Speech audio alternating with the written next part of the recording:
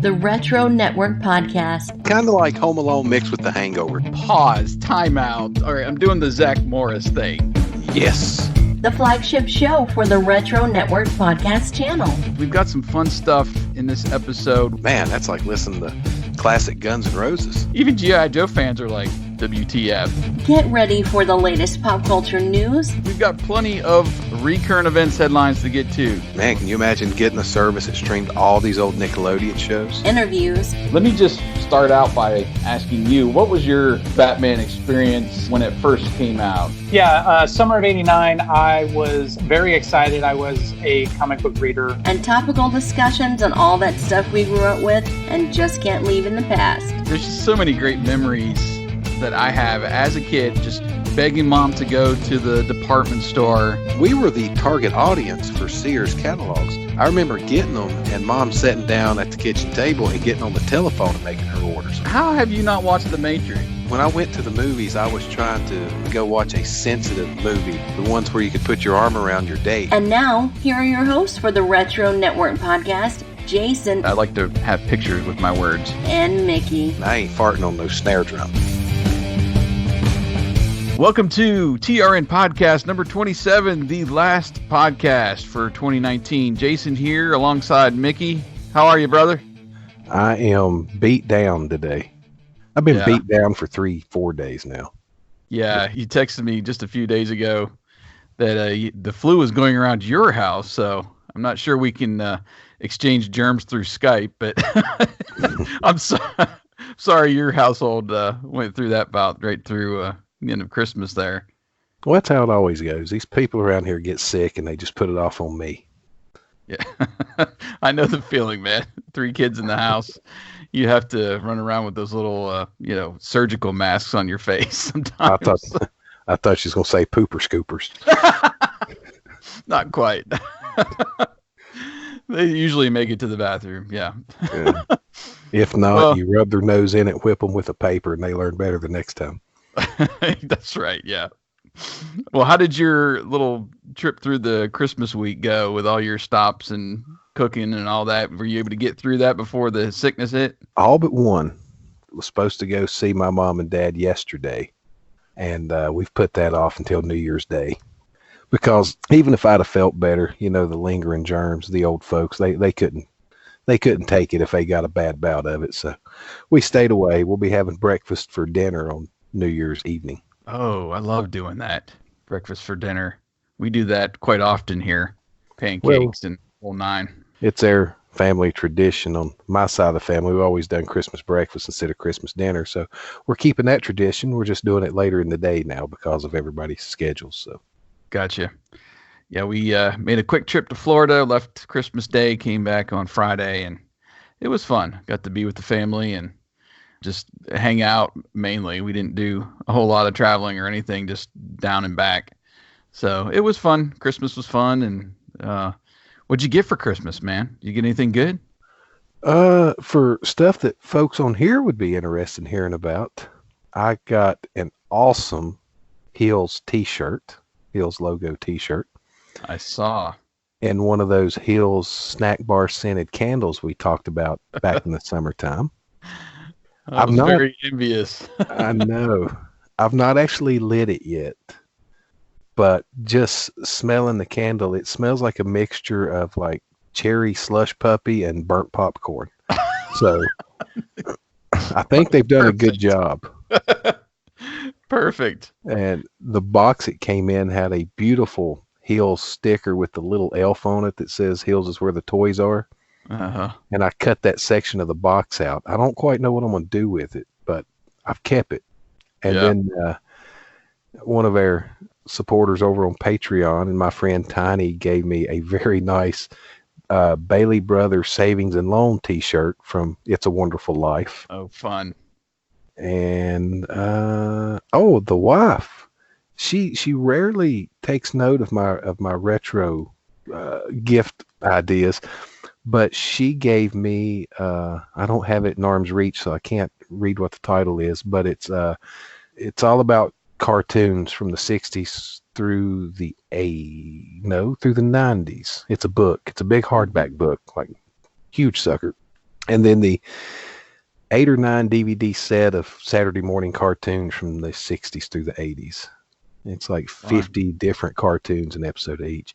And then the big one, since I'm a huge fan of Ralphie and A Christmas Story, I finally got my official 1938 Red Ryder carbine BB gun, which the kids and I have been wearing out. And turns out my oldest is a crack shot like I am. So we've had fun with it every day. We have destroyed so many pop cans.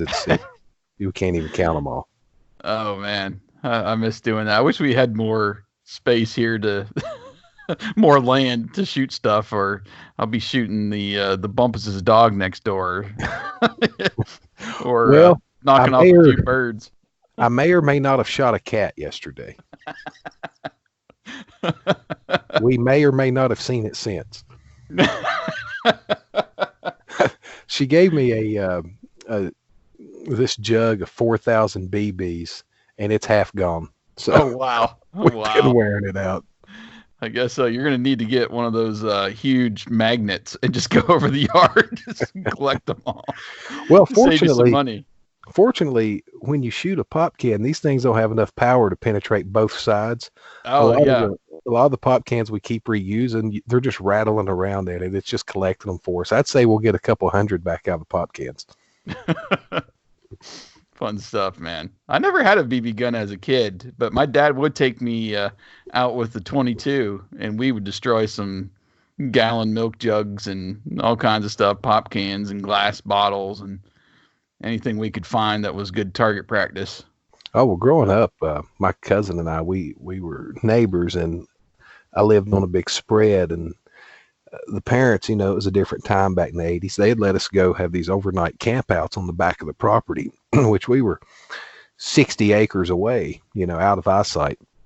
And we'd sling those BB guns over our shoulders, and we'd take tents and food and stuff, and we'd go out there and stay the night. We shot at everything that moved. It didn't matter what it was. We shot at it. And I'm sure some stuff that didn't move too. Yeah. Yes. Well, that's fun, man. I had a pretty good Christmas too. My wife is pretty observant of everything that I enjoy. And she actually gave me a nice boom arm for my microphone that I'm recording with today. I saw that. Very thoughtful.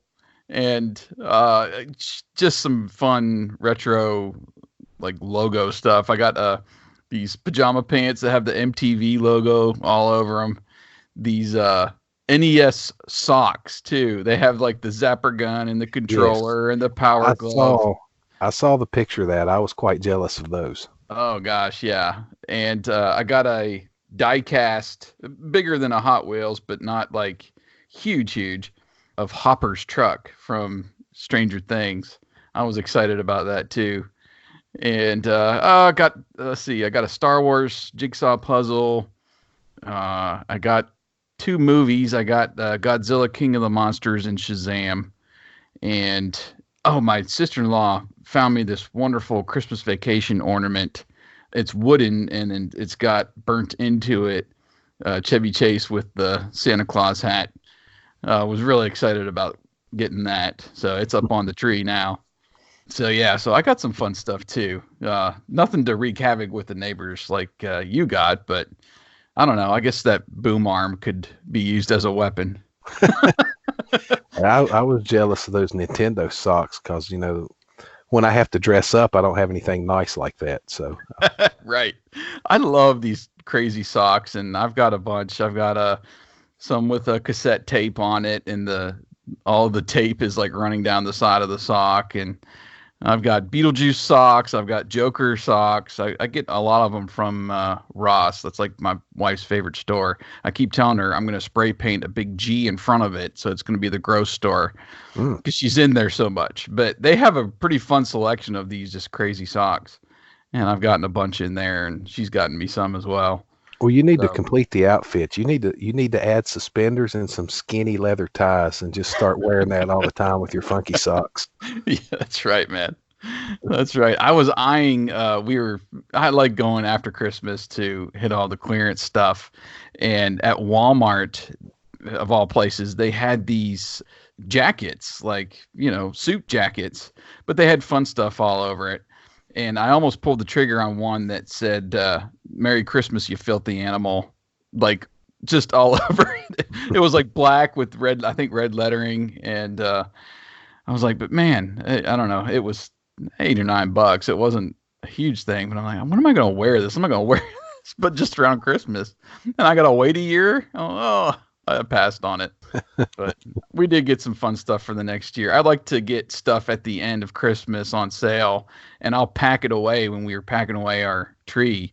And then it's almost like new, the next year I forgot I got that, and make your Christmas a little fun before it even gets started, But yeah, I had a great Christmas, and hope you get to feeling better here soon.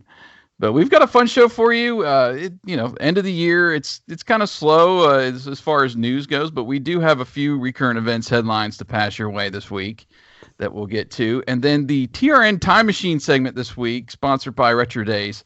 We're going to do the best of 2019. We're going to reflect back on stuff that we've done, through the Retro Network and just in our personal lives in general, some movies or TV shows, stuff we've experienced throughout the year that have made it really fun.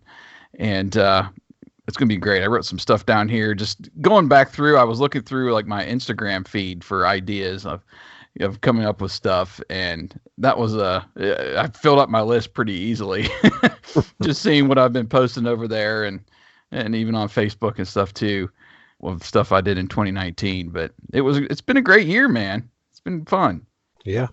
I can't believe we're already up to episode, what'd you say, 27? 27. Yeah, that's right. That's not including some of the other ones mixed in that I'm not, counting along with. So, and we'll get to some of those and some of our more popular episodes as we, go through our list and stuff. But we will go ahead and get on to the recurrent events.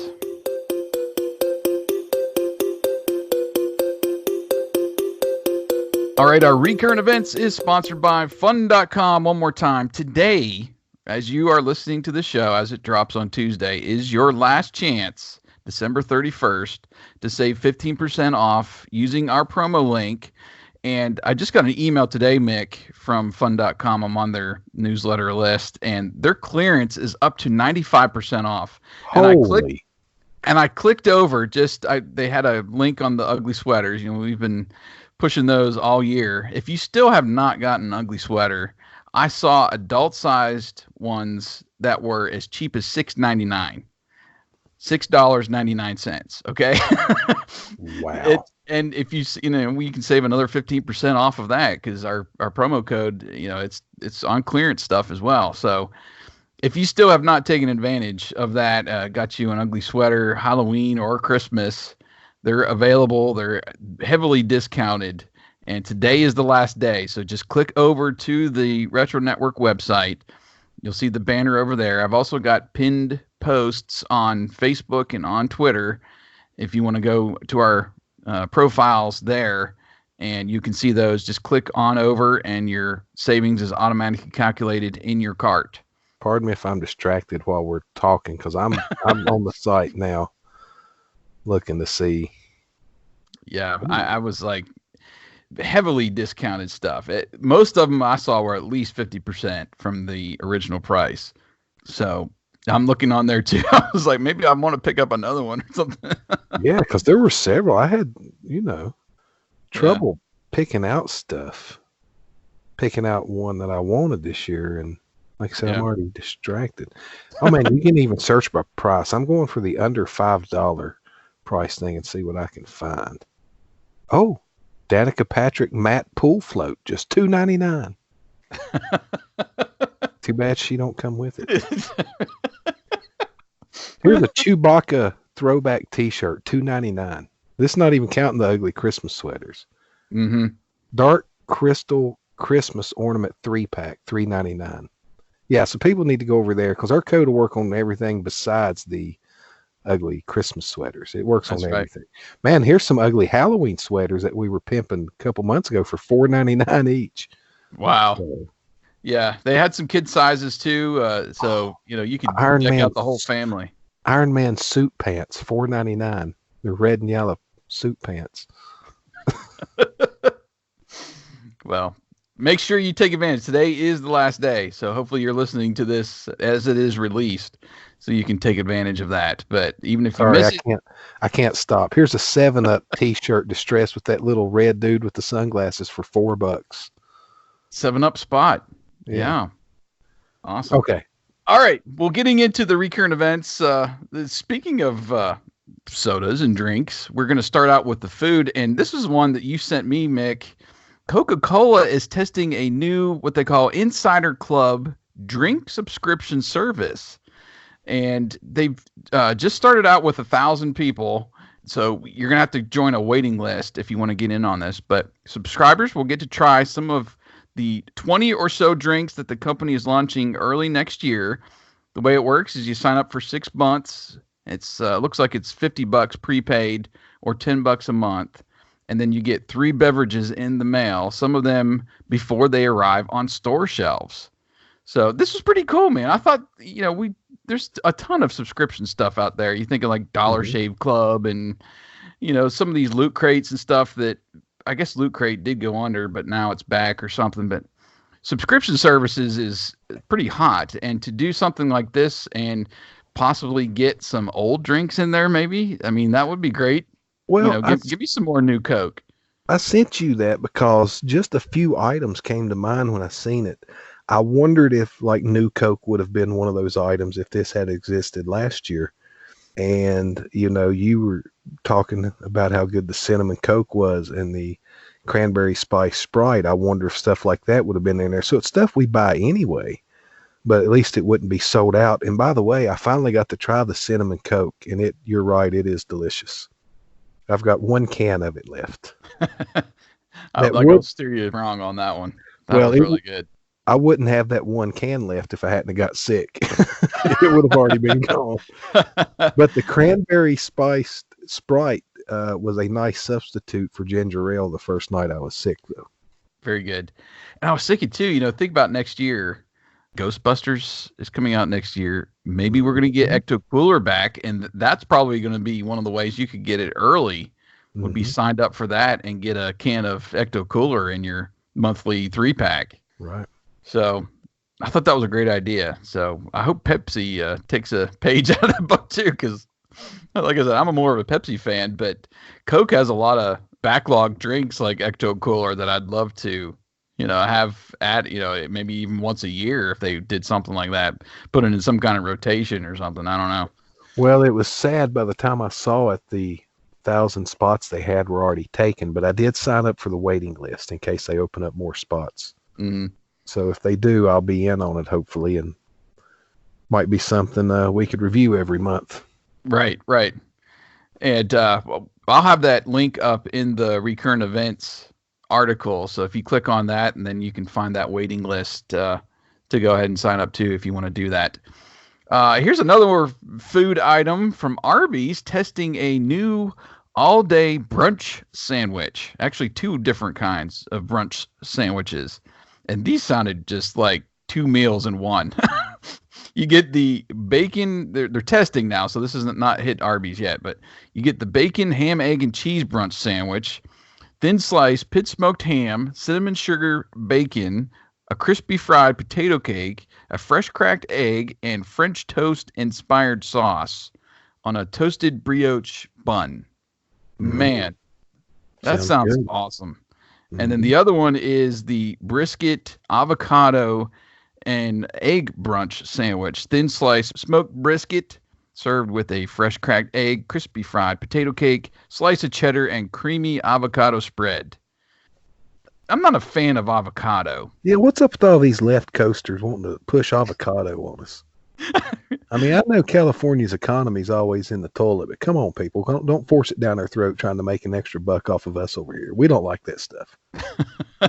Just give us straight old mayonnaise. That's right, yeah. Duke's That's right. Mayonnaise. Duke's, right. Yeah, I'm not big on the, if I'm at the Mexican place, get the guac out of here. Nope, no guac. Well, sorry. I don't mind it at a Mexican place when you're specifically ordering guac, but don't make the avocado a prerequisite on every sandwich at Arby's and Subway and all these other places now. That's the one I'm just waiting to happen, is the new like avocado Happy Meal from McDonald's. Oh, God. Get that crap out of here. That's not a Happy Meal. That's an unhappy meal. That's right. Yeah. Oh gosh. What would the toy be? It would be like a piece of recycled plastic or something. Oh, I'm sure it'd be 100% safe and politically correct, whatever it is, if it's got avocado as part of the meal. Don't worry about it. Oh gosh. Well, I'm hoping at least those sandwiches make it worldwide, so I can try that first one. That sounded great. Mm-hmm. And if you look at the picture, go click over on the link. Look at the picture. It looks like it could not fit your mouth. You need like a flip top head to fit it in your mouth because it's stacked so high. It's like my mother-in-law. That time she put her false teeth in upside down, she about ate half her head before we got her stopped. That's what you'd need to do to eat that thing. Oh gosh. Okay. Moving along. Under toys, I thought this was fun. Super 7, our wonderful friends at Super 7 who have gave us Masters of the Universe at 3 3/4 inch size, like G.I. Joe size. They're now doing My Pet Monster. This is for our friend Chad, who was on before Christmas there. He is in love with My Pet Monster, but they're doing 2 reaction figures of the original My Pet Monster and then the My Football Monster design. Did you have one of those as a kid? I'm pretty sure I had a My Pet Monster. Yes. I don't think I was ever in love with it as much as Chad is, but yeah, I'm pretty sure I had one. I never had one as a kid. I do remember the commercials and stuff. Never watched the animated series. I know he just loves everything My Pet Monster, but this is great. I don't know. That 3 3/4 inch size, it's a little weird seeing some of these things in that. But those figures, if you look at the picture on the Recurrent Events article, they're very colorful, very well painted. Like the He-Man ones. Have you seen the He-Man ones that they did? I don't think so. They're a little strange, just being in that size and not bulky and, it's just more of the straight G.I. Joe style. And I'm all for it. I'm glad that they're, pushing all of these properties into different sizes and exploring new things, but it just seems a little bit different from the, those 5-inch bulky He-Man figures, Mm-hmm. But it's fun. They've done a bunch through that reaction line. I've got a few. I've got some from the Back to the Future set, like Biff and Marty, but I have not collected a bunch of those. And then finally, this was the big story over on the article that I wrote a little bit about. Cartoon Network. You might remember this a couple years ago, Mick. They are going to release that new Thundercats Roar animated series next year. And it was originally announced back in 2018, and there was a huge backlash. I remember this on Twitter mainly on the concept art, and it's that new kind of, I don't know, anime style. And there was a whole bunch of people just, this sucks. I'm never going to watch it. They're ruining my childhood. That whole thing. Wait. You mean there were people on Twitter that were upset about something? Right. Yeah. Come on.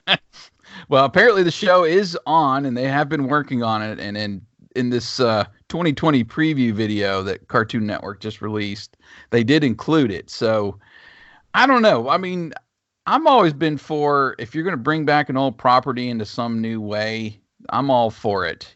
Bring it back. It's helps not just that show, but the whole property in general. Mm-hmm. And these people that write it off just by seeing the artwork or whatever, I don't understand that. We're in a modern age. This is the modern cartoons. The cartoon's not going to be targeted to us. It's targeted to our kids mainly. Right. And if you are a parent with kids of younger ages like that, I would rather watch a badly animated Thundercats cartoon with my kids than the Teletubbies or something I'm not interested in. You know what I mean? Right. So you can look at it from that perspective. But 2, I agree with what you said. Think back when they launched the new She-Ra series on Netflix and nobody liked the animation style on that. Well, that went on to be a hit. And partly because of that, we're getting not 1, but 2 new actual He-Man series out of the deal. So it can lead to good stuff. So just that's right. Reserve judgment just a little while longer. Wait till it's actually on the air. Exactly. Yeah, and they're gonna throw stuff in there. I mean, I have watched the Teen Titans Go series. Have you watched any of that? No, but I'm not opposed to it. But I'm just not. Yeah. I'm a few years behind. If you hadn't noticed on things. Well, my middle son, he loves the show, and I try to sit down and watch it. I can't. It's too fast paced, and I don't know. There's something about the style of animation. I just can't watch it. It has nothing to do with the content really, because there's jokes that go over his head that I was laughing at. But this could be the same kind of thing where it's just not that style that we're used to back in the day, where it was hand drawn and you got the same sequence of He-Man picking up his sword 10 times in the same cartoon.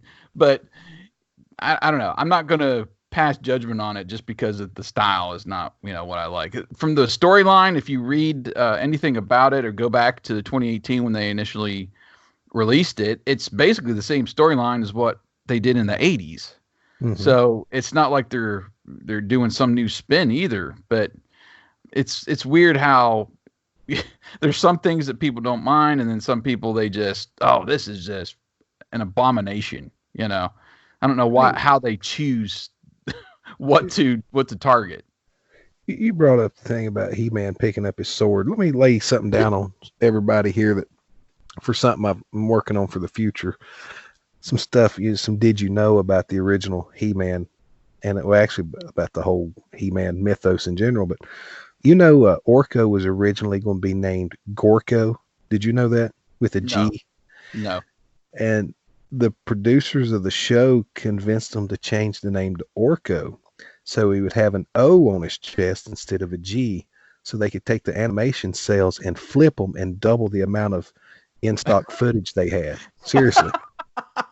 That makes sense. And that's how we got the name Orko, because he was originally designed as Gorko. That's funny. So just put that on everybody there. See if they can pick up what I'm putting down today. Yeah. Well, and that again, I know there's a lot of shortcuts that they did with that series, so that makes sense that they would change the name to just get more or help the time to draw. But anyway, I don't know. I'm gonna check it out if I have access to Cartoon Network at the time and can. Maybe they'll put an episode up on YouTube or something too for us cord cutters. But it'll be something I'm gonna check out in 2020 definitely, just to see what all the hype is about. So that's all I got for Recurrent Events this week. I've got a few more that I put in the article over there on the Retro Network that you can check out. But again, we're at the end of the year, so everybody's on break, and we don't get any of those big releases or headlines as we would throughout the year. So we're going to move right along, and we're going to get into our Time Machine segment. We're going to reflect a little bit back on 2019, a little bit about what we did on the Retro Network, and then us personally, some stuff that we saw and enjoyed. Even some stuff I put in there, Mick, that maybe we can come up with that was a first-time experience for us of something that's retro, several years old.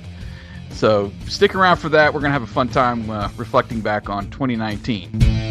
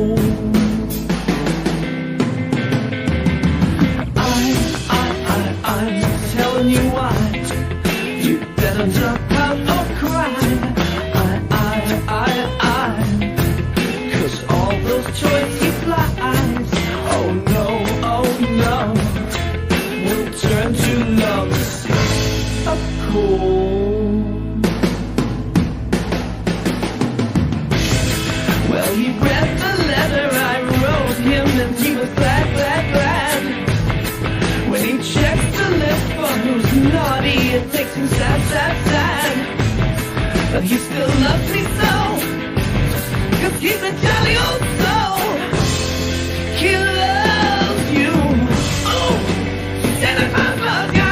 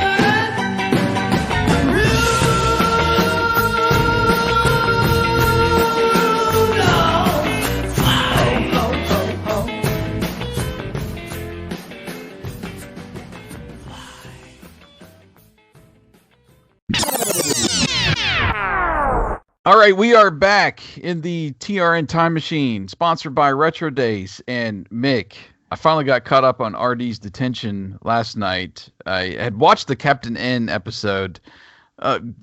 Gosh, so fun. He's actually inside the video game and Duck Hunt, and it was so fun. And then last night was the one I watched, the laser tag Christmas episode, and oh, they just it's just so much fun. I smile like when I'm watching it the whole way through, but it's great. He interacts, with the janitor and the principal there, Principal Hamatu, and Janitor just some Dutch. Yeah. Just the lines that they come up for them are so great. And he was back in the day, I remember watching the show Photon, which was you had laser tag and you had Photon.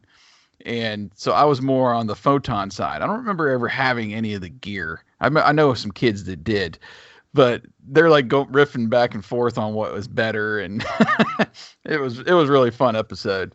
I've said it, and I'll keep saying it till I'm blue in the face, that Adam and Tony do such an awesome job with that series, and I'm almost legitimately surprised, and I wouldn't be surprised in the future if they were approached by someone about making an actual series. I mean, just for the two guys just doing this on their own with, and Tony would be the first to tell you, because he mentioned it on here, he, figuring out the production side of it as he goes along. It's just excellent. Yeah. The effects and everything is excellent. And the stories, I'm sure they craft them together, but I know how creative Adam is. I'm sure a lot of it is his input on what he wants to do. It's fantastic. Yeah. And for people who've heard us talk about it and have still not checked it out, RD's Detention on YouTube is the best. Well, that's a subjective term, I guess. It's my absolute favorite retro themed video series on YouTube, period. Yeah. It's just awesome. It's very fun.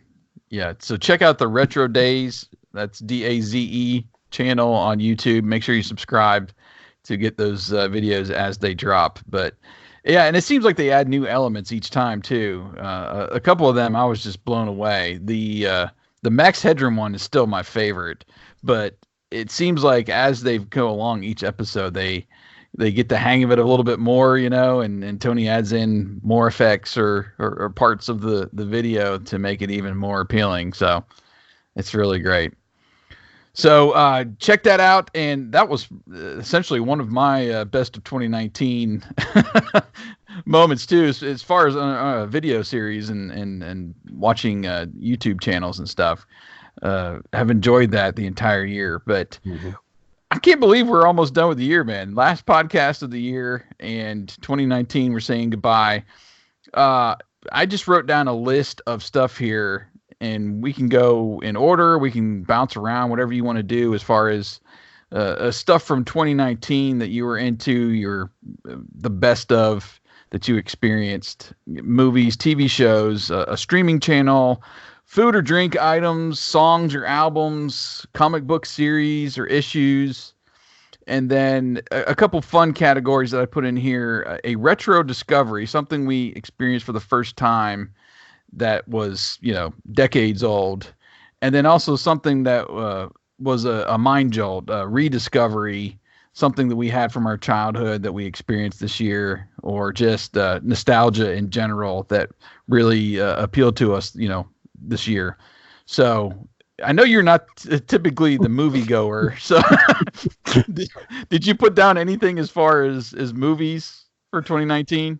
I don't reckon I have watched no, I have watched one movie that was released this year, and that was Avengers Endgame. So I'll have to give it to that. Okay. Because it's the only 2019 movie I've watched. But it was really good, though. Well, I did watch this awesome movie for the first time called Hard Rain this year, though. It was really good. Yeah, that was. We still got to get you to watch The Matrix. So we're up to what, 1997 now in your list, or will we 98 next year? I got a little behind. I think I'm still in 96 right now. Oh, okay. Well, it's a good thing we're doing that new series on 1995. Mm-hmm. Yeah, I just watched those. I'm good. Man, have you seen Apollo 13? That movie's awesome. Oh, yeah, it's great. Yeah, Oscar worthy. Man, the effects on that are great. Mm-hmm. Well, I didn't watch too many actually in the movie theater this year as well. I was looking through the list. I saw Godzilla King of the Monsters, Endgame.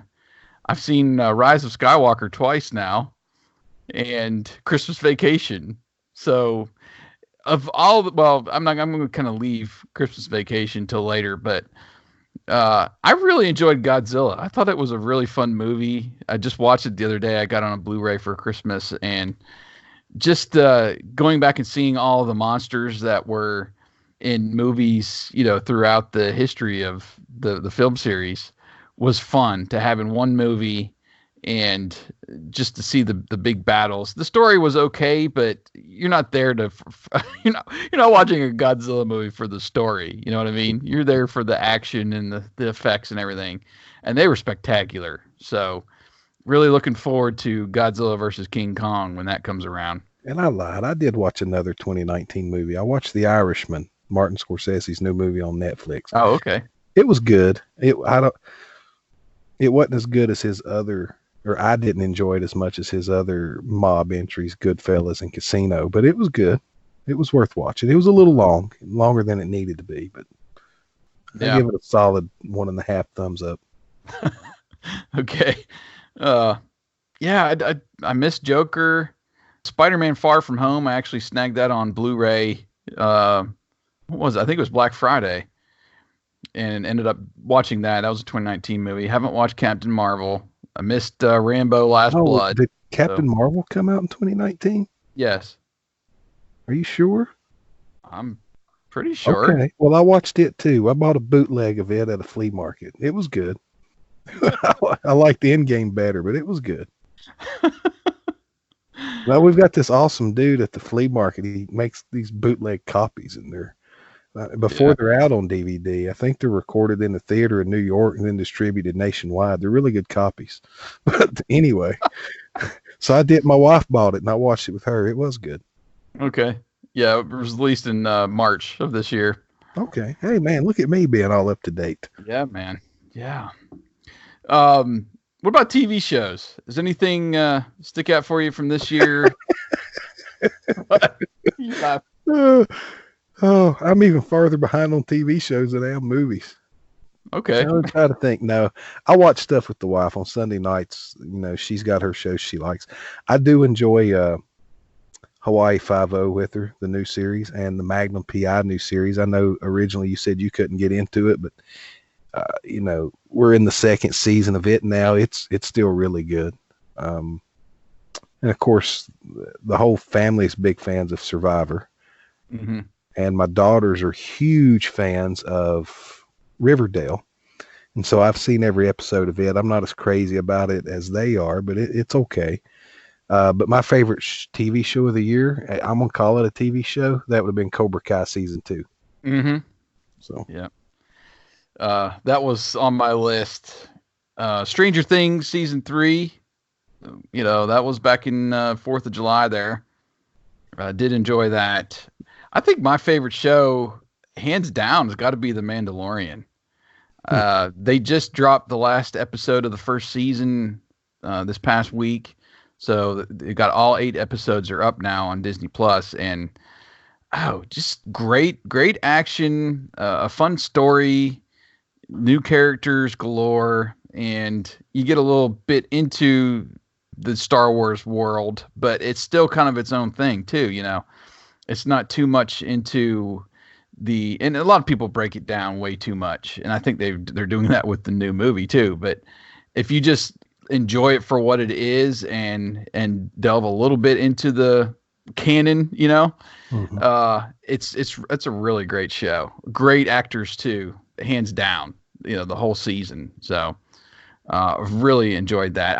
I wanted to get into that Crisis on Infinite Earths. I think it's still going on, or maybe there might be a couple episodes in that crossover beginning of the year, maybe. I never got into that though. I couldn't. I wanted to try Batwoman too, just to see what that show was like, but I have not sat down to watch any of those that we talked about this year. What about a streaming channel? You got a favorite streaming channel 2019?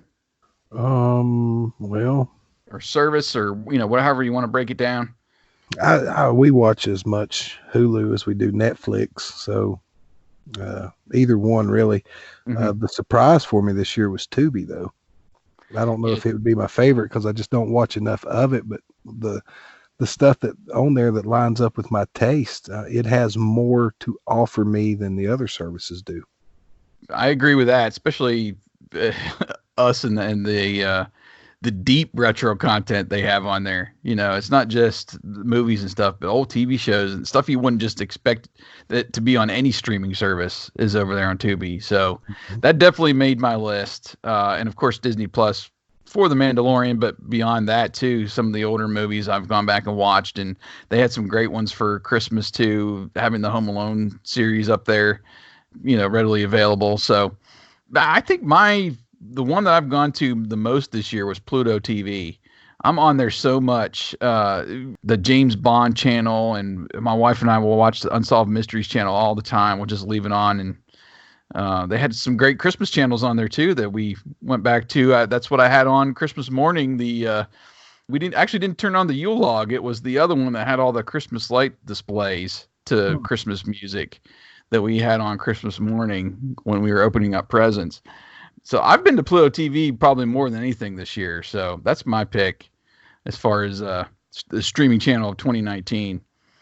I've got a few down here for food and drink items. Anything that you experienced this year you want to throw out there, Mick? Oh, gosh. Going to put your Pringles out there? No, the roasted turkey Pringles were good. The turducken pack, not so much. My goodness, I've ate so much new stuff this year. I mean, new Coke was a highlight. Yeah, I had that on my list. The cinnamon Coke is really good, and it may be topping this list just because it's the most recent thing. But oh goodness, I can't remember all the stuff I've tried this year. Well, but those are some highlights, though. Okay, one that kind of surprised me that has me going back to Kentucky Fried Chicken more than I anticipated is that Sweet Lightning Mountain Dew, the peach flavor. Only place you can find it, and I'll go back and have lunch at KFC just to get that. I mean, it's so good. And do they still have that pickle fried chicken stuff there? I don't think so. No, that was really good. That must have been last year. It was good though. I'm not really looking for that when I go there. That Nashville hot stuff, man. I'm always go for that. New Coke definitely was one. Getting that pack, even the debacle online and trying to get the thing, several hours wasted trying to order it, but finally getting it and filming with the kids and having them try and do the taste test. That's probably my number one for 2019. And I kind of behind the scenes, I didn't really mention it, I don't think too much on the air, was that pumpkin spice tonic I found at World Market through Orca Beverage. Oh my gosh, I wish they would make that stuff year round. It was so good. It was like a pumpkin cream soda kind of flavor. And I was going back to that, buying bottles and bottles. And when Halloween ended, I went back that next week, and they had marked it all down, and I bought every last bottle they had left. It was so good. So that was a few I wrote down as far as food and drink goes. What about a song or an album from 2019? Anything like that your way? I feel really safe in saying I've not listened to a new song this year. Well, you might have listened to a couple. We did put a couple here on the podcast, and that was one that I picked, the Ace Marino Summer Song. That was pretty early on, I think, when we started the podcast. And Stan Bush's 80s song was pretty and that good. was, yeah, and that too. Both of those songs definitely were highlights of my 2019, but because I'm like you, I don't listen to a lot of modern music by choice. But those two songs were great, and was glad that we were able to play them at the artists with their permission on the air. So, well, these kids that work for me, these 19-year-olds, are always trying to get me to listen to something new. And I'm like, kids, please. Anybody named Lil Peep ain't got nothing I want to hear. I can tell you that. And since Waylon Jennings and Johnny Cash have been gone for a while, they ain't putting out no new albums for me to listen to. So I'm pretty just not into today's music scene. I was at Aldi of all places and picked up the Stranger Things LP. I had not seen it for cheaper than like $25 or $30, and I think I picked it up for $16 there. It's a double album, and it's got some of the dialogue and stuff from season 1 and season 2, but it's mainly just an 80s soundtrack, like all the songs they used in there, not the score.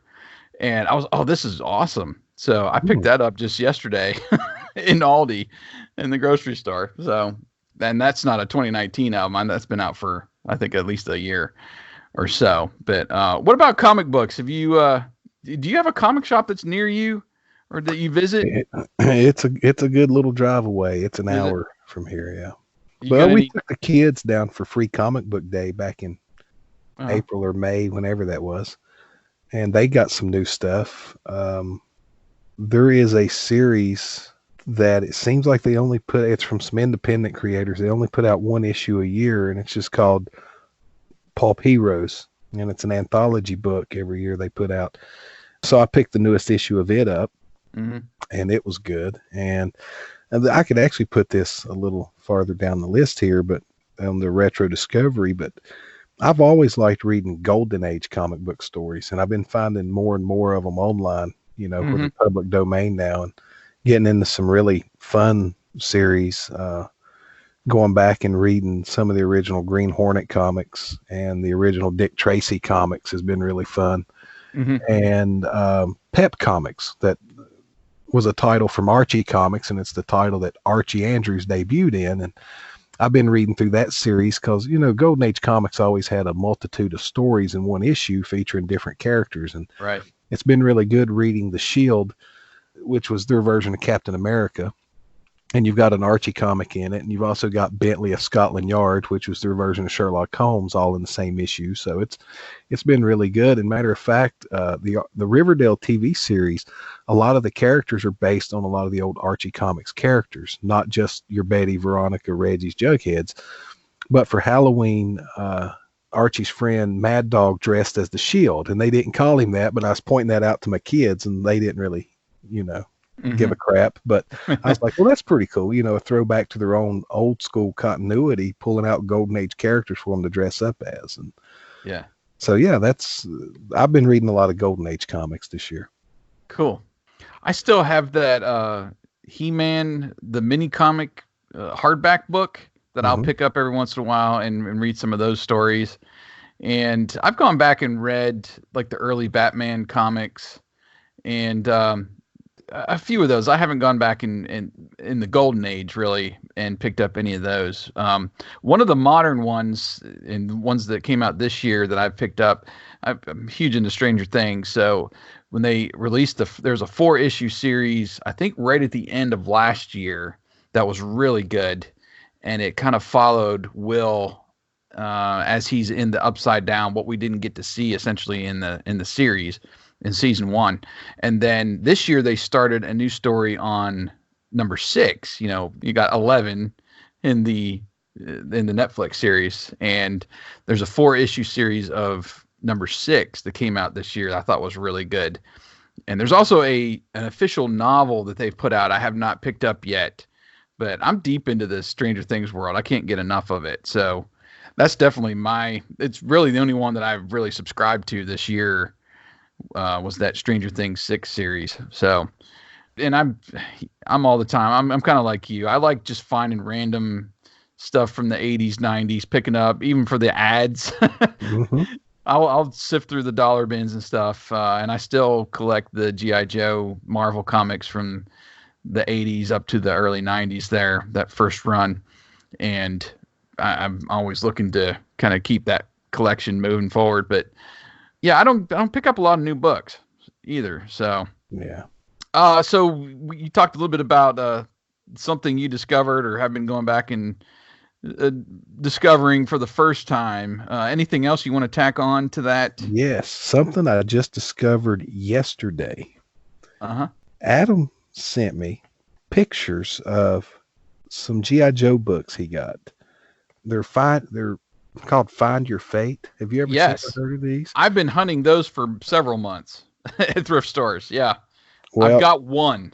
He's going to send me one to help me get over my sickness. I never knew these things existed. I guess this is like a choose your own adventure G.I. Joe story. It is. It is. My goodness. I'm going to have to call in sick the day I get this then because and settle in and read it. So, yeah, these look really cool. He's got 4 issues of it here. Mm-hmm. And he let me pick which one I wanted, which was very nice of him. I picked the one that's got Snow Job on the cover.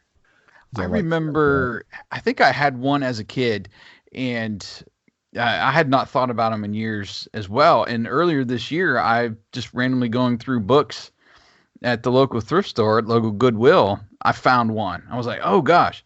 So I'm thinking, well, there's one, there's got to be more. But I still have not found any more in that store or even some of our other local thrift stores. But that's exactly what it is. It's the choose your own adventure, but in G.I. Joe, the G.I. Joe world. So those are really good. Forward to it. One thing I'll throw out there was us going through the Paul Lynde Halloween special this year. That was really fun. Oh, yes. As a first-time experience for me. But that stuff, and even I ended up watching the Christmas Comes to Willow Creek that you recommended as well for the first time.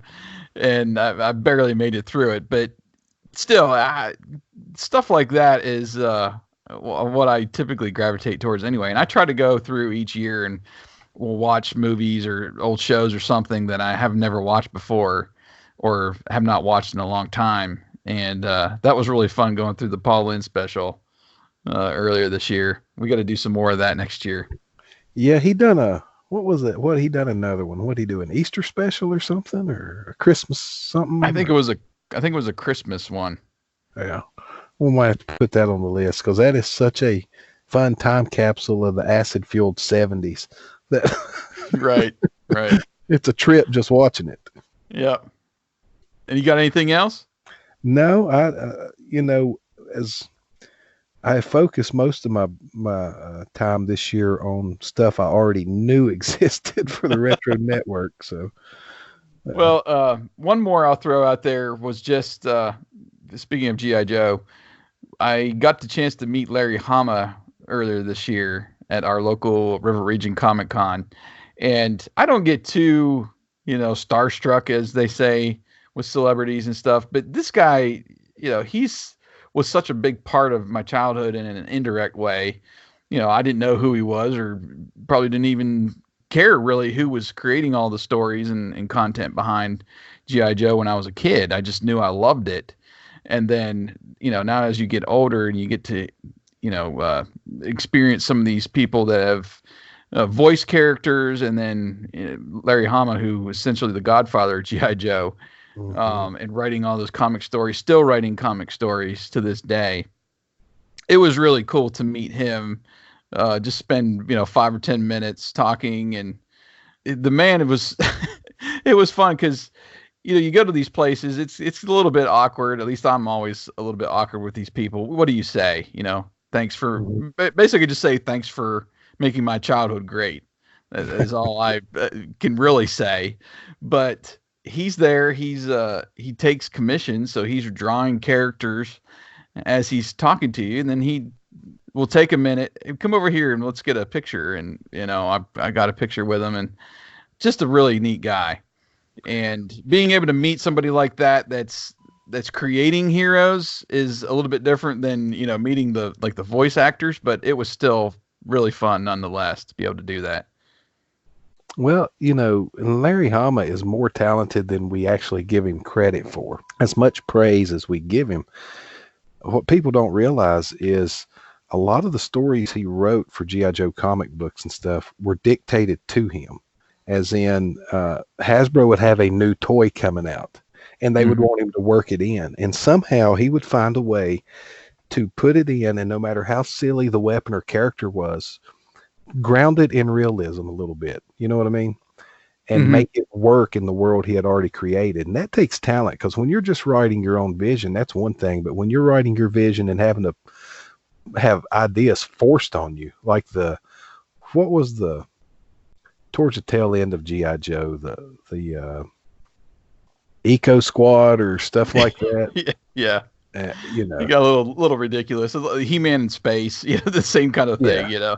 But he was able to take that stuff and kind of have it make sense in the world he had created. And that takes talent that we don't often recognize him for. Oh, absolutely. Yeah.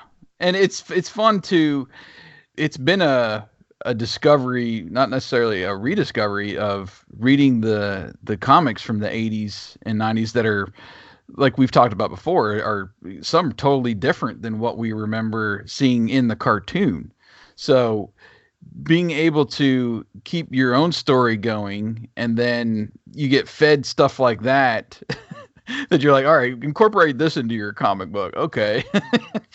And still make it fluent and still, be appealing to kids and to everybody, it does take a lot of talent. So that was really fun getting to meet him. And then just wrapping up, what are some mind jolts that you got from 2019 that you remember, maybe picked up from a thrift store or whatever? Well, I'm always buying wax packs, off of eBay and stuff. So, but I'll like I said, everything piles up here at the end of the year. It's what you remember the most, right? But a couple of things. Adam and Michael they're dropping their first episode of Wizards, the podcast guide to comics, on New Year's Day. Just talking to Adam about Wizard and all the different features in it and stuff they used to have every month, it just got my mind going back to the early 90s and when comic books were what I lived for, and Wizard especially, because we didn't have a great selection of comic books at the local comic book store, but you could always find Wizard. And that was your guide. Well, it was the guide to comics. It was everything you needed to know that was going on in the comic book world every month without being able to get a hold of the comics. So that's been great, just talking to him and Michael about that. And Jeff putting together that piece earlier this year on the Dick Tracy action figures. I had forgot, back then I probably thought they were crappy looking, but looking back on them, just how awesome those designs were in their own cartoony way. Yeah. So that's been fun to go back. And just yesterday, I took a picture. I didn't post it on Twitter. I didn't feel like it, but I was recuperating some yesterday. And one of my after Christmas traditions is usually to fire up the old Super Nintendo and relive those Christmases of getting a new game or whatever. And I took a picture of the screen, and every year I do that, I just, it takes me back to just how great of a system Super Nintendo was. It still holds up today. The gameplay is still such fun. And I was playing yesterday, I was playing Super Mario World, Star Fox, and Desert Strike was what I was playing yesterday. And I love all three of those games. And after I got done, I was browsing eBay, and I put a ton of old Super Nintendo cartridges on my watch list that are right in the old price range, right in the sweet spot that I plan on picking up the next week or two. Nice. Yeah, it's funny you mentioned that. Like, just yesterday, I was trying to set up, the middle son got a Nintendo Switch for Christmas, And we went to Target. He had a gift card and bought Super Smash Bros. And he's got the new Mario Kart that he's playing on there. And I'm trying to figure out how to get everything set up in their room so I can hook up some of my old systems. I can't find I've got a knockoff Nintendo system that plays cartridges. Can't find the power cord for it. So I'm like, I need to buy a new one. So I'm going to try to buy one that you also play Super Nintendo cartridges and try to pick up some of those this year, because I have not spent enough time in the Super Nintendo world. I've played all the Star Wars games. I did a marathon with those back in college. And I've played Super Mario World and some of those other ones, but not really. It just missed me, essentially, that system. I was in more than Sega Genesis and all that. So I'm going to try to pick up a system that plays both the NES and SNES cartridges in the new year. One of those ones you can buy on Amazon real cheap and start playing those games, getting some of those that I remember. Yeah, it's got a lot of good titles on it. Yeah. I'll have to send you a list on Slack of some of my favorites for you to track down that I think you'd like. Okay. Just a few more things from my year that were just a total mind jolt. I got to throw out RetroCon. I go there every year, but God, there's just so much. And just looking through my Instagram feed and seeing all the stuff that I found at RetroCon, it's just such a mind jolt each year. I would recommend anybody that's within driving distance to go to RetroCon. And I'll be posting stuff up on Rediscover the 80s in partnership with them as they have announcements of who's coming and all that to the show next year. But I just have such a nostalgia trip walking through that RetroCon. So that was really fun. Of course, getting my Trapper Keeper too, man. That was it was great finding all those stickers and stuff at RetroCon as well, and just being more aware of the price tags too, and finding, we found that Hills tag was on the Trapper Keeper, and I found a Jaws movie adaptation with a Hills sticker on it earlier this year, and Kmart and KB Toys and some of those other ones. I look for that stuff now more than I have ever had. What price sticker is on these things. So that was a real mind trip for me, getting that Trapper Keeper and hearing that sound again. The best thing, though, of the whole year has got to be going to see Christmas Vacation in the movie theater, though. I mean, that was just the piece de resistance of Christmas for me. I've never had seen it in the theater before, and we talked about it, in a previous episode there, but go listen to the drive-in episode and you'll get to hear my experience. But oh gosh, it was everything that I had hoped it would be, and it was so great. I'm going to be looking out for more movies like that coming to AMC and some of these other theaters through Fathom Events and some of those ones that we talk about in Recurrent Events all the time, because it's just a fun experience to go see those movies by heart on the big screen. All right, well, let's you got a few things you want to throw out for the Retro Network and maybe some of our best of 2019 things? Well, luckily, before I got sick, I sat down and scheduled a bunch of tweets of some of our most popular pieces from the year. Mm-hmm. And so some of them I can remember off the top of my head without having to look them up now. But the first big piece that kind of went viral we had was Michael's Staying Up All Night with Rhonda Shear. And that actually dropped on launch day. And Rhonda Shear and Up All Night, I was a big fan of back then. And that still holds up, not only as a great piece that he'd done, but just the whole concept. I could, if I was not a cord cutter and there was a show like Up All Night on the weekends, I would be watching it today, especially if it was hosted by somebody that looked like Rhonda Shear. Not so much the Gilbert Gottfried nights, but right. But speaking of Gilbert, the You Fool, the funniest episode of Hollywood Squares, we reposted that, or I reposted that on Twitter yesterday or day before, and Gilbert Gottfried once again retweeted it and has also been retweeting replies and liking people's replies to the tweet, which is always heartwarming when somebody whose work you've enjoyed through the years is recognizing you and doing stuff to help you out like that. Your look back at what a Pennsylvania fair looked like back in 1990. That was a mind trip. The glory days of Pizza Hut. Talk about a mind trip there too. Yeah.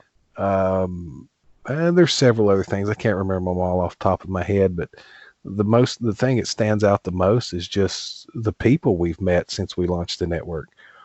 Some of them you had already known, some I had already known, and now we all know each other. You know, like I didn't know Stacy or Kevin, and you had, and you didn't know Eric, but we're all together now, and the new people that nobody knew, like Jeff and Gary, who've come on here towards the end of the year, and Tim, yeah, and knocking it out of the park, and the fans. You know, there's several people on Twitter and stuff that interact with us on a regular basis now. Every time we post something, like Bridget and Karen that we never knew, or I never knew before. Yeah. So that's been the best part, is these new people to connect with, is the community that we're starting to build, which was one of the big motivating factors for you and I wanting to do this in the first place. Exactly. And we did it the hard way too. I mean, this is nothing, we weren't building on anything previous other than our own personal sites, but it was fresh, new, you know, when it hit June 1st, I think it was launch day, and slowly gaining momentum. And now we're getting some more momentum going as the year has gone on. And it shows in even like just looking at the podcast stats, the 2 drive-in episodes have been the most popular ones downloaded in our channel.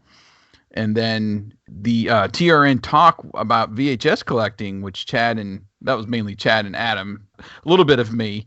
That was a really popular one too, that we've got several people in that community had come on and downloaded that and commented, which was really great. And then us talking G.I. Joe, that was the 4th most popular of the year. But as it's fun too to watch the stats, I'll see a spike in the stats every once in a while, and it's usually when somebody comes on to the channel and subscribes, and they're downloading every episode. They're starting from the beginning, which is really neat to see. It's not like necessarily a big spike in one particular topic or podcast. It's seeing those people come on and wanting to get the full library. So, you know, maybe we were to do what comic book companies do. Maybe at the first of the year, we need to relaunch with a new #1 episode to, you know, for new listeners to jump on board and not feel intimidated by missing so much. That's right. Series 2, episode 1. And you know, too, the stats don't always tell everything. A lot of times it's the feedback we get, and they may not rank high in statistics, but the flick chart episodes we've done, we've heard a lot of good feedback on. And the Happy Meal episode seemed to be pretty popular and got a lot of feedback. And, it was, yeah. There's multiple ways to measure it, and the main way for me is, you know, I've said this since the beginning, is the conversation and the comments are our currency. And the more feedback and interaction we get from something we do, the more popular it was, in my opinion, the more successful it was, I should say. Yeah. And a lot of these features and articles we put up that spur a lot of comments and conversation on social media and the podcast as well. That's what I like to see, regardless of, you know, I look at the statistics on the features and the articles, and sometimes I'll tell you when something's doing really well, but mainly I just gauge it. It could have 10% of the hits of another feature, but if this one's getting all the buzz and people are commenting on social media, even if it's just a handful of people going back and forth, and they'll go back and forth with several messages each, and before you know it, you've got a chain of 30 replies on one article. It spurred conversation. It triggered something in somebody in a good way, not triggered as in the current internet lexicon, but it brought something up, like those flashpoints like you was talking about. And that's what I like to see. And I know you do too. We live on these memories. Right. And that's why we like to, you know, we started including feedback in the last couple months, mainly from people, just to hear what they're talking about and to share it. And it's fun. I try not to delve into the statistics too much. I mean, hopefully by the end of the month, we'll have almost 5,000 total downloads, you know, in 6 months. I think that's a pretty great start. But again, I'm not necessarily driven by how many downloads is this going to get this week. It's the reaction And I want to do a better job in the new year of hinting or teasing people beginning of the week so we can get their interaction with our podcasts, the main topic, more than just feedback from other articles as well. Because I think that's where that McDonald's podcast really took off, was everybody adding in their thoughts on what their favorite toys were and memories. Yeah, So, and a step above and beyond that, you people listening, these time machines we do, drop us a line. Tell us what you want to hear us talk about. What interests you the most? Is it 80s cartoons? Is it 90s cartoons? You want to hear us talk about, heck, you name it. If Jason and I know much about it, it may be something we'll tackle. yeah. 80s comic books. You want to hear us talk about Mr. T for a whole time machine? Tell us what you're interested in. Well, yeah. Believe me, Jason and I go back and forth on what we're going to talk about. Yeah. And we'll settle on something, There's things I'm way more interested than he is, and vice versa. And we find good common ground that we're both, oh, yeah, I like that. Yeah, let's talk about that. But Yeah. heck, shoot us some ideas. Right. And we've talked about, we're going to do that drive-in series on Patreon. But if you want to hear us break down a random movie from the 80s, 90s, whatever, even earlier than that, we'll try to do it. It'd have to be earlier than that, not later. I mean, if you could keep your request pre-1997, that would be very helpful for me. I'm kidding. But seriously. But yeah, we're always open to that. So it was a great year, man. It's been a great ride, and looking forward to what we've got coming up in the new year. And we got some stuff planned. And we're going to talk a little bit about what we've got coming up in the next week, and give you some more feedback like we were talking about in our wrap-up, which will be right after this.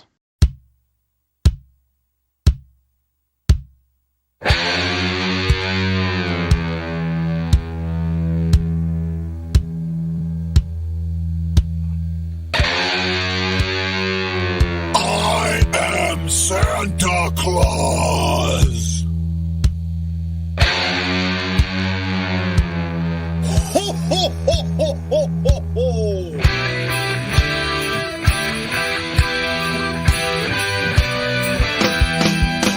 Flying through the snow, can you hear him? Ho, ho, ho. He's so full of cheer, only has to work one day a year.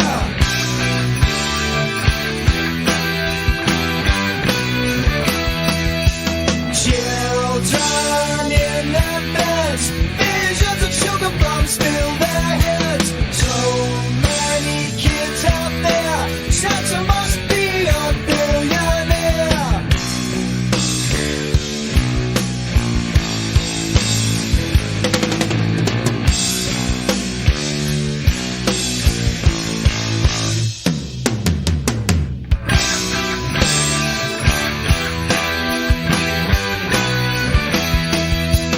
Red suit, boots are black, big sack of toys hanging off his back. How much does he weigh? How do the reindeer pull his sleigh? Nobody sees him as he travels the world.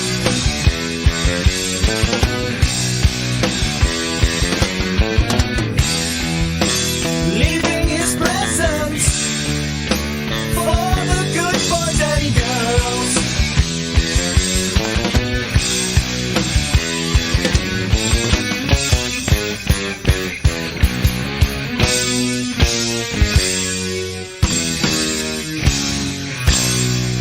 Ho, ho, ho, ho, ho. Sees every move you make. Better be good for goodness sake. Leave him cookies and beer. He'll be back to your house first next year.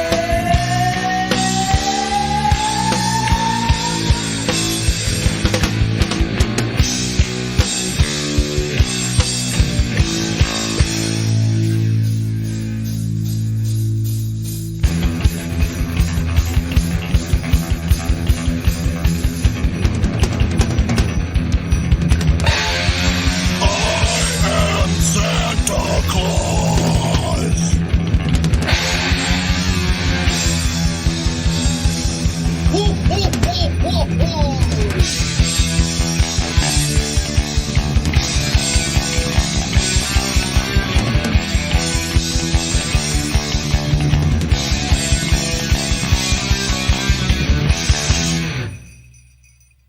All right, we are back to wrap up the year. That is 2019, and we've still got a couple things coming up this week as we begin the new year. Mick, you've got something coming on New Year's Day. Yep, the latest episode of the Wax Pack Flashback, and I searched what I had and trying to find a good tie-in for New Year's Day, and the best thing I could come up with was New Kids on the Block trading cards. So at least they got the word new. That's right. Yeah. I get where you're putting down there. That's fine. So that'll be dropping tomorrow as this podcast goes live. And I know you was going to talk about it, but I'm going to go ahead and jump the gun and talk about it. Also dropping tomorrow is the episode number 1 of Adam and Michael's Wizards, the podcast guide to comics. And if you're listening and you were like me and you were a big comic books fan in the 90s, this show is definitely up your alley. Adam has already sent me an advance copy of that first episode, and it is glorious and dripping with 90s comic book nostalgia. So tune in tomorrow for that. And hey, if you weren't a huge fan, maybe you missed out on it, here's your chance to find out what all of us were fans of. You need to listen to it anyway and support those guys. That would be me. I'm raising my hand right here from my chair. Well, there's so many properties that exist today that spawned out of 90s comic books. And see what I've done there? I said spawned. Yep. Todd McFarlane, that's where he made his name, was in 90s comics, and has went on to create some of the best toys of the 90s and 2000s and TV shows, cartoons, movies. He's been a big player in pop culture for the last 30 years now because of his rise in 90s comics. That's just one example. So yeah. Well, no, I'm really excited for the show, and comic books is really something that just totally missed me as a kid. Never got into comics until like 5 or 6 years ago, really. And just listening to the first episode and how they got into comics and going through just what they're going to be doing throughout these episodes, it's really going to be a fun listen. And I'm really looking forward to that. And it's not just limited to comic books, because Wizard covered action figures of the day, trading cards of the day, and also movie, cartoon, and television news of the day, which they go over. So It's not just 90s comics. It's pretty much all of 90s pop culture that we're interested in. That's right. So that will drop tomorrow. And then as far as the Sequel Quest gang goes, it was just actually going back and forth with them while we were recording this, and their first episode of the new year is going to be Tron number 3, completing that trilogy. They're going to go through that and give you some sequels ideas for that Tron series, and then just going through the January schedule. They're going to be diving into The Fifth Element, The Room. I've still not even watched The Second Element yet. I got to get all the way through The Fifth Element. What else we got here? Plan 9 from Outer Space sequel, and then last one of the month is a rewind on the A-Team movie, doing a sequel from that, which I actually enjoyed from a few years ago. Hopefully they're doing a remake episode and not a sequel episode for that. I actually was on Twitter today and saw that the guy, what's his name, Rampage Jackson, he got his butt whooped in the MMA world last night. Well, he's getting old. I was surprised that he was actually still fighting. My favorite Quentin Rampage Jackson moment was before his big fight in Atlanta with Chuck Liddell many years ago. They were interviewing both of them and is asking Chuck Liddell what his fighting style was, and Chuck gave his big long explanation. And Rampage Jackson, the reporter, said, "And what's your fighting style?" He said, "My fighting style is called whoop that ass. That's my fighting style." And then he was cast as Mr. T, and I'm like, well, that's perfect. That's just perfect. Yeah, I thought it worked out pretty well, but be interested in hearing the ideas that they got for doing a sequel from that remake. I just got a couple pieces of feedback I wanted to pass along and thank everybody for following us there. Our buddy Jeff Sheldon on the article 1986, the year Santa became real, that you posted. Oh, wow. I've been so sick. I haven't even looked at any feedback. Yeah. He said, wonderful story, Mickey. Merry Christmas to you. on that article, and that was really fun. For those of you who haven't read that one, you need to go check that out because that's just pure nostalgia there. Christmas nostalgia. Really like that. Yeah, your buddy Mike Woods on the Festivus article. Some people even use this as a base of their own holiday and changed some traditions and maybe even renamed it. That's the word on the street. Years ago, there was a great man named Charlie Heath who since passed on many years ago now. He was an older gentleman at the time when I was, how old would I have been? I'd have been like 20 years old, maybe 19, 20 years old. We talked about that Festivus episode, and he started calling it Muskras. And we created our own holiday based off of that. And we added a few elements to it. But if people listen to our Before Christmas episode, I was talking about all these dinners I had to go to. And one of them was last Monday night, the 23rd of December, is when we celebrate Muskras, and which was originally based on Festivus. We still call it Muskras. We have gotten together, my friends and I, on the 23rd of December every year for 21 years now. Wow. All based off of that. And that's what he's referencing in that comment. So it's a tradition we have actually kept going. It started as a joke based off a TV episode that was a joke of a real thing. So you put all that together.